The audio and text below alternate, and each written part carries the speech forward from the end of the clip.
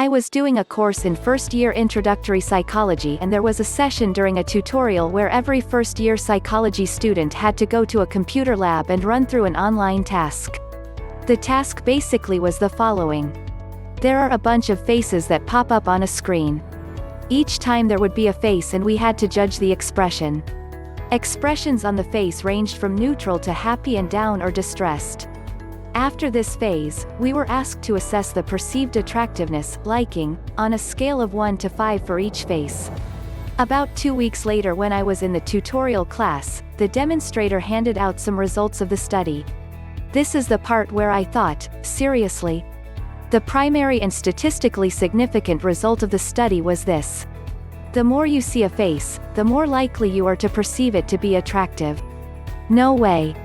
You see, I had no control over what faces I was shown, and I didn't even know that some faces would pop up multiple times, though I knew that often happened. What I didn't expect was that the frequency of a face popping up would have a subconscious effect on how we perceived those faces. The experimenters didn't tell us beforehand that they were testing whether frequency of face presentation translated to perceived liking of that face, irrespective of the actual face itself. This effect is known as the mere exposure effect, which was first investigated by a guy named Zajonc.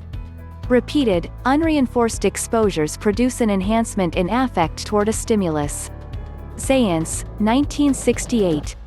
Zajonc R.B., 1968. Attitudinal effects of mere exposure. J. Peirce. Society. Psychol. 9. The 1st to the 27th of October 1037, H00025848.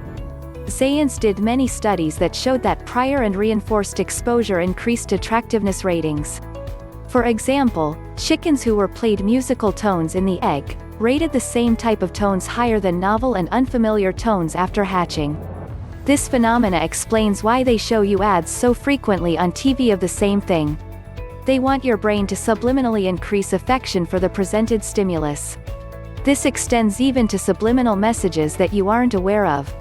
In short, the more familiar something is to you, the more likely you are to rate it positively, and this applies to people as well. You tend to like people more as you become more familiar with them. Isn't this a Quora effect as well? Which should make sense. When you first meet someone, you may be apprehensive and unsure about them, but there is more security with repeated exposures as you realize they hopefully mean no harm. Zajonc suggested that this was a cognition-independent effect, and our brain naturally processes perceptual frequency quickly to make a judgment, after which a person then applies rational cognitive justification for their judgments. This is not too dissimilar to why some people have an irrational fear of spiders, for instance. We judge the spider first before any rational explanations come into view. Stephen Cadens. Progressive exposure is of course a common treatment for phobias. The mere exposure effect works best when the exposed stimulus is brief and not overdone. Too many repeated exposures of great length can reduce this cognitive bias override.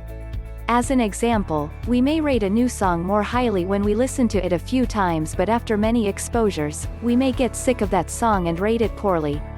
Further, novelty is important. The effect is amplified when the stimulus has not been noted before.